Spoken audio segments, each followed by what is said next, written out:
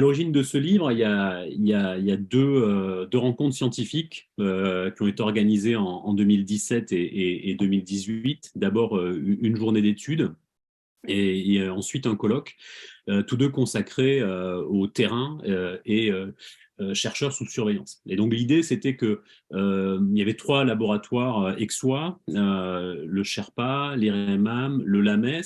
qui hébergent historiquement des recherches, qui pratiquent l'enquête sur des terrains, des terrains, j'allais dire, réputés difficiles ou sensibles, puisque c'est l'immersion dans des sociétés non démocratiques, voire des États policiers, c'est des travaux, là aussi en immersion, sur des mobilisations ou des contestations à l'ordre politique, et puis aussi des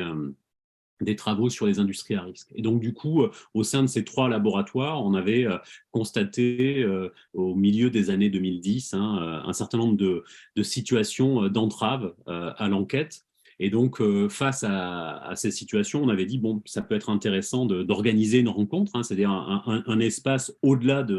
des communautés de ces trois laboratoires pour voilà, avoir un échange avec d'autres chercheurs pour essayer de réfléchir ensemble aux enquêtes, c'est-à-dire les enquêtes administratives, policières, judiciaires ou éthiques, qui sont exercées sur nos enquêtes. Et on avait déjà été très, très surpris par le nombre de propositions qu'on avait reçues. On avait reçu près de 60 propositions qui portaient en fait sur des terrains extrêmement variés. Bien sûr, sur des situations dans des États policiers, des sociétés de privation de droits, voilà, où on avait des formes de surveillance policière assez, j'allais dire, assez bien renseignées, mais voilà, qui se manifestait de manière très forte, violente, avec des reconduites à la frontière, par exemple. Et puis, on avait aussi toute une série de cas, et on était plus étonnés de les voir en nombre dans les propositions, qui portaient sur des situations, voilà, enfin, des situations d'enquête qui se déroulaient dans des pays d'Europe, où là, on avait une autre forme, en fait, de surveillance, qui était une surveillance davantage, on va dire, bureaucratique, éthique, mais qui produisait des effets d'entrave sur le déroulement de la recherche et parfois même des abandons d'enquête, des abandons de recherche liés à cette tenaille de surveillance qui, en fait, se déroulait ou s'observait sur l'ensemble du processus d'enquête, c'est-à-dire à la fois dans la validation du projet de recherche, dans sa réalisation, et puis bien sûr ensuite dans les publications. Ça s'inscrit évidemment dans le sillage de travaux qui ont déjà bien identifié finalement ces situations d'entrave qui sont faites aux enquêteurs. Il y avait évidemment l'ouvrage de Frédéric Nérat et Sylvain Laurent, publié en 2010, Enquêter de quel droit, et dont le sous-titre était déjà Menaces sur l'enquête en sciences sociales. Au début des années 2010 et jusqu'à la période où nous on organise le colloque, il y a aussi toute une série de débats aux États-Unis qui sont animés notamment par des juristes. Je pense à Robert Post ou à l'historienne John Wallace Scott qui s'intéresse à la question des libertés académiques, avec notamment un ouvrage en 2015 sur qui a peur des libertés académiques. Et puis, voilà, ce qui est très intéressant, c'est que pendant la gestation de cet ouvrage, on voit bien que la question a travaillé d'autres collègues, puisque quand le livre sort en 2022, il arrive au milieu d'une actualité éditoriale étonnamment dense sur le sujet, puisqu'il y a un livre qui vient juste de paraître à l'époque, fin 2021, qui est sous la plume de Vanessa Franville, Aude Merlin, Jeanne Sfer et Pierre-Étienne Vandamme, qui s'appelle La liberté académique, donc des collègues de l'ULB. Mais en France, Olivier Beau qui publie L'enquête en danger, Claude Gauthier et Michel Zancarini-Fournel de la défense des savoirs critiques. Et puis, si on regarde, là, ces dernières semaines, on a la création d'un groupe de recherche à FSP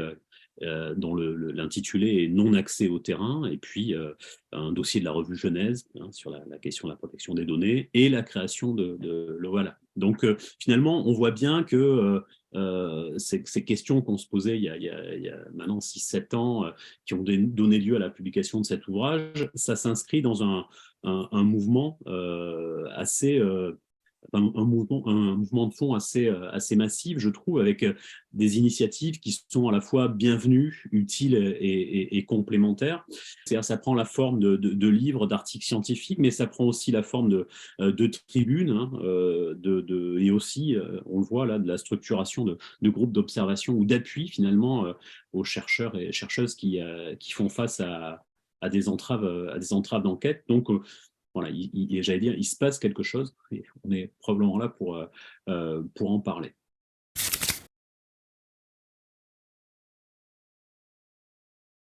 Ce qui nous a intéressé dans l'ouvrage, c'est de considérer finalement euh, comment des logiques et des acteurs non scientifiques ou des justifications non scientifiques, hein, ce qui peut être le cas par exemple de l'éthique, hein, viennent entraver, viennent parfois empêcher le processus scientifique de se mettre en œuvre. L'idée de départ, pour nous, elle est double. D'une part, elle consiste à dire on ne va pas considérer la surveillance uniquement pour les terrains réalisés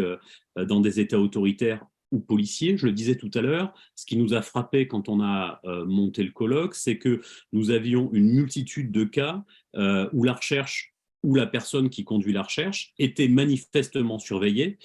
alors que l'enquête se déroulait dans un espace démocratique en régime de droit. Donc l'idée, c'était de dire, on ne va pas considérer finalement que la surveillance n'existe que par rapport au terrain ou par rapport au sujet, mais on va essayer de traiter les différentes formes de surveillance. Ça ne veut pas dire qu'on les met toutes sur un pied d'égalité ou d'équivalence, hein, mais en tous les cas, l'idée, c'est de considérer qu'elles peuvent,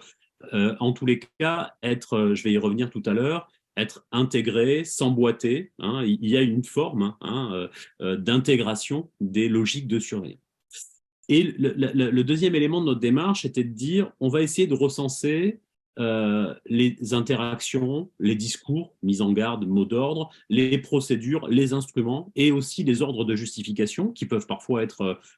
pour le bien-être ou pour la sécurité du chercheur. Hein. Donc l'ensemble de ces éléments discursifs, instrumentaux, procéduraux, à travers lesquels se manifeste finalement la surveillance tout au long d'un processus d'enquête. On a essayé finalement de prendre la question non pas sous l'angle des libertés académiques, c'est-à-dire sous l'angle juridique, qui est évidemment fondamental, mais on s'est intéressé vraiment à toutes les formes grandes et petites d'entraves qui amenuisent, voire parfois empêchent l'autonomie au travail des chercheurs. Alors c'est intéressant cette question de l'autonomie parce qu'on la retrouve en fait dans pas mal d'ouvrages. L'autonomie, c'est pas la liberté. Hein. L'autonomie, c'est la capacité de pouvoir se donner ses propres principes d'action, de choisir les règles et les maximes directes qui régissent notre conduite. Donc l'autonomie, c'est tout à fait la liberté. Hein. C'est la liberté de choisir les principes qui ordonnent et justifient notre conduite. Et donc là, dans le livre, ce qu'on essaie de mettre au jour, et c'est notamment ce qu'on développe dans l'introduction, c'est des processus de désautonomisation, c'est-à-dire d'une autonomie qui serait pour partie déjà bien atteinte hein, et dont finalement les atteintes seraient toujours plus nombreuses faite donc au travail des chercheurs. Ce qui fait problème, ce qui nous oblige aujourd'hui à une réflexion collective, c'est finalement que des logiques non scientifiques, je pense évidemment aux logiques managériales, le fait que la recherche, les universités soient devenues un enjeu de politique publique, de compétition internationale, etc., eh bien, ça produit des effets sur la condition professionnelle des chercheurs. Et donc, au quotidien, nous devons composer avec finalement ces logiques, ces instruments, ces ordres de justification non scientifiques qui sont venus finalement s'ingérer dans le processus scientifique lui-même. Le livre tente aussi, notamment dans l'introduction, de dégager quelques lignes de compréhension plus générales sur justement ce processus d'ingérence des logiques non scientifiques dans les processus scientifiques. on a l'emboîtement de trois logiques de surveillance non scientifique sur les processus scientifiques. Je le disais tout à l'heure, donc on a ce qu'on pourrait appeler la logique managériale, finalement, cette idée que, pour le dire vite, la science aujourd'hui est considérée comme un secteur d'activité par les politiques publiques et par le marché, un secteur d'activité qui doit être à la fois utile et rentable. Et quand je dis les choses comme ça, je me permets de renvoyer à la charte européenne du chercheur, hein, la charte de 2005, qui dit explicitement cela, hein, et explique d'ailleurs la responsabilité des chercheurs, hein, au regard des contribuables ou des bailleurs de fonds, et donc cette invite, voire cette injonction à faire une recherche qui serait uniquement utile. Donc, la logique managériale, c'est on met des fonds sur la recherche et donc il faut impérativement limiter l'ensemble des risques que pourrait nous faire courir une recherche sur un terrain compliqué ou pour la mise en risque de l'enquêteur ou de l'enquêtrice. Donc, d'une certaine manière, il y a un ensemble d'éléments liés à la managérialisation de la recherche qui consiste à sécuriser la recherche. Donc, c'est intéressant de voir d'ailleurs que la recherche financée, on la rend maîtrisable, chiffrable, hein, parce qu'elle est délimitée en nombre de mois, on peut identifier les missions, les dates de ces missions, donc on est sur les work packages, on est sur un suivi, une métrique en fait, hein, de la recherche. Et donc l'idée, hein, encore une fois, c'est de limiter au maximum les risques et les incertitudes. Alors, ce qui est évidemment intéressant pour nous parce qu'on peut supposer qu'une recherche, et c'est pour ça que nous on insiste sur la situation des ethnographes, on sait bien qu'une recherche par immersion sur le terrain comporte un certain nombre d'incertitudes. Et notamment, on ne sait pas tout à fait encore, quand on rentre sur le terrain, le nombre d'entretiens qu'on va faire, avec qui on va conduire ces entretiens, le nombre de questions qu'on va poser. Or, ce qu'on observe, c'est que dans cette logique de managérisation qui passe par l'idée d'avoir un cadre éthique et un cadre de responsabilité scientifique extrêmement strict, eh bien, on a aujourd'hui une généralisation des comités d'éthique de la recherche. Et donc, dans l'ouvrage, on a c'est le chapitre 11 d'Anaïs Marot, on a le cas, hein, d'une recherche qui est conduite par une chercheuse qui donc est en Australie et va réaliser un terrain en Éthiopie auprès des Oromos, donc du peuple Oromo. Et donc, elle doit, hein, passer par un comité d'éthique. Et donc, le principe des comités d'éthique, finalement, c'est de présenter un protocole d'enquête avant que la recherche ne soit faite et de présenter un protocole qu'on qualifie d'ailleurs de fermé. Hein, c'est-à-dire ce protocole, une fois qu'il est validé par le comité d'éthique, il ne s'agit plus d'y toucher. Hein. Et donc là, on voit bien finalement la logique managériale qui consiste à réduire au maximum les risques, à réduire toute forme d'incertitude liée à une recherche. Hein, un pays loin de l'Australie, sur un peuple autochtone qu'on peut considérer donc comme un sujet extrêmement sensible. Et donc, Anaïs Marot explique à quel point elle est extrêmement contrainte et presque obligée, hein, de déroger au cadre éthique, puisqu'il est tellement en décalage avec les situations d'enquête dans lesquelles elle se trouve et les questions qui lui viennent de son terrain. Donc l'idée de partir avec un protocole fermé, validé à plusieurs milliers de kilomètres de là, pour des raisons de sécurisation finalement de sa recherche, sécurisation qui lui permet d'avoir à la fois, hein, une tutelle universitaire, un financement, etc. Et donc elle explique à quel point elle doit composer et parfois, hein, s'échapper du cadre qui lui est imposé. Alors, ce qui est intéressant, c'est de voir que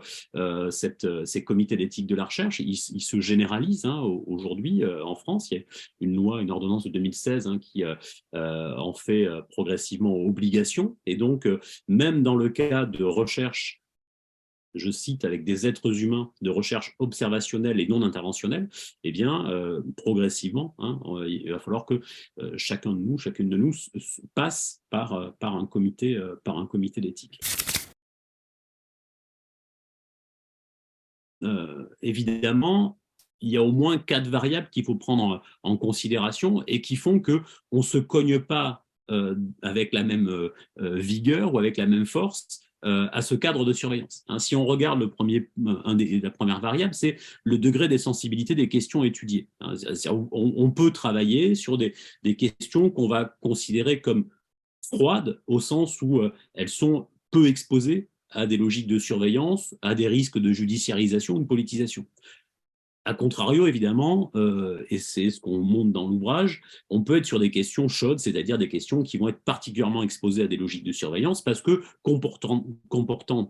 des risques de judiciarisation, de politisation, etc., ou même de médiatisation. La deuxième variable, c'est le mode de recueil ou de production des données. Évidemment, il faut là aussi différencier des travaux qui vont recueillir des données à distance, qui vont faire appel à des bases de données ou à des questionnaires à distance, et puis ceux qui font de l'observation directe, sont en immersion, et donc dont le corps même, la personne même, fait l'objet d'une surveillance, ce qui n'est pas le cas évidemment quand on accède à des bases de données. Troisième variable, on pourrait dire l'épaisseur socio-biographique et localisée des données. C'est-à-dire qu'il a aussi, il faut intégrer que dans des enquêtes on va qualifier de quantitatives, on peut travailler sur des agrégats statistiques avec d'ailleurs l'idée qu'on va mettre de côté toute une série de données biographiques au nom du principe de parcimonie, parce qu'on fait de la modélisation, et donc on a des individus qui sont des individus abstraits. A contrario, on a des situations d'enquête où l'intérêt de l'enquête, parce qu'elle travaille sur des trajectoires, sur des processus de socialisation, les données d'enquête sont des données personnelles, et donc on est plutôt là dans les approches qualitatives, par monographie, par étude de cas.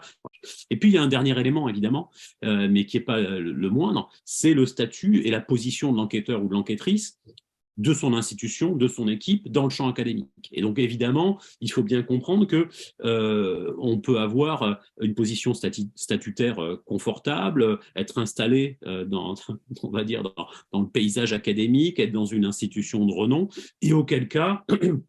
eh bien, on va être moins confronté que des chercheurs et des chercheuses en situation précaire, qui sont contractuels, on le voit là, qui sont dans l'ouvrage, hein, qui sont financés à condition d'eux, ou qui sont financés dans le cadre d'une chaire industrielle, où on a ça évidemment avec des chiffres, c'est-à-dire qu'il y a un certain nombre de conditionnalités très contraignantes qui pèsent sur le processus. Voilà. Et donc, il y a non seulement l'idée que, et on l'entend assez souvent, hein, des collègues qui nous disent, mais c'est un peu des virtuoses du régime de surveillance. Ils disent, non, mais nous, on arrive à jouer en paix. Mais au-delà de ça, il y a bien des logiques structurelles, hein, des effets de position, avec effectivement des personnes qui sont plus exposées que d'autres à la surveillance. Et donc, si on prend ces quatre variables, hein, degré de sensibilité des questions étudiées, mode de recueil ou de production des données, épaisseur sociobiographique et localisée des données, et pour appeler la position ou le statut de l'enquêteur, on voit bien que se dessine en fait un panorama assez, enfin des situations assez différentes, et que parfois on a des collègues qui nous disent, je ne comprends pas bien de quoi vous parlez, hein, nous on ne vit pas cette surveillance-là. Évidemment, le cadre de surveillance, on le perçoit au quotidien différemment,